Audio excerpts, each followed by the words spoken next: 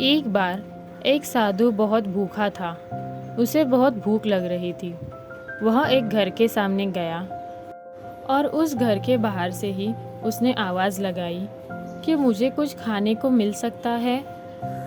यह सुनकर घर के अंदर से एक महिला बाहर आई और वह कहने लगी कि आपको हम कुछ नहीं दे सकते हैं, क्योंकि हमारे पास कुछ भी नहीं है।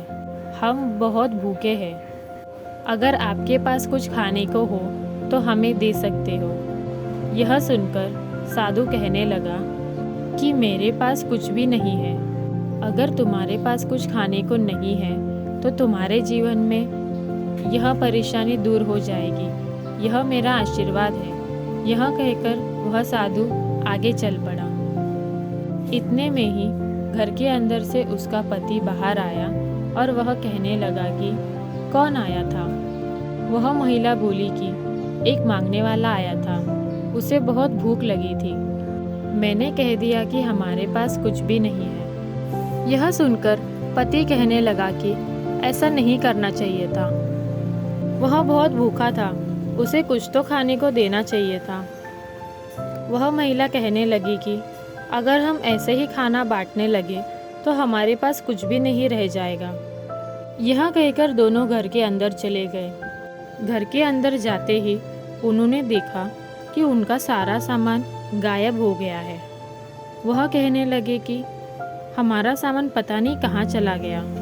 अब हमारे पास कुछ नहीं बचा है। यह कैसे हो गया? इसका मतलब वह साधु सच्चा था। हमें चलकर उसकी माफ़ी मांगनी होगी। वह दोनों पति पत्नी उस साधु को खोजने चले गए, क्योंकि अब उनके पास कुछ भी नहीं था। उन्होंने उस साधु को खोजने की बहुत कोशिश की।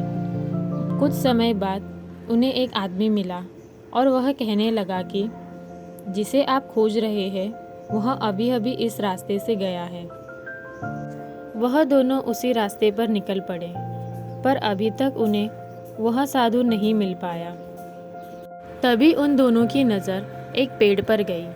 उस जगह पर वह साधु जी बैठे थे। वह दोनों उन्हें कहने लगे कि हमें माफ़ कर दीजिए, हमसे गलती हो गई, हम आपको पहचान नहीं पाए। साधु ने उनकी ओर देखते हुए कहा कि इसमें पहचानने की कोई बात नहीं है। मुझे लगता था कि जो भी भूखा है उसे खाना देना चाहिए।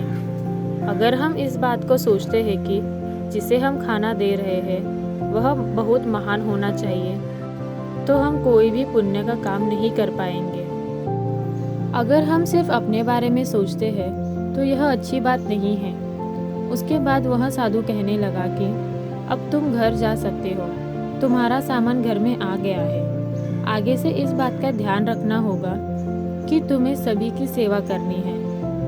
उस दिन के बाद उनके घर से कोई भी खाली हाथ नहीं गया। तो दोस्तों, इस कहानी से हमें यह सीख मिलती है कि जीवन में परेशानी आती है, पर उनका समाधान भी हमारे पास होता है। इसीलिए सभी की मदद कीजिए, तभी भगवान आपकी मदद ज़रूर करेंगे। नमो बुद्धाय।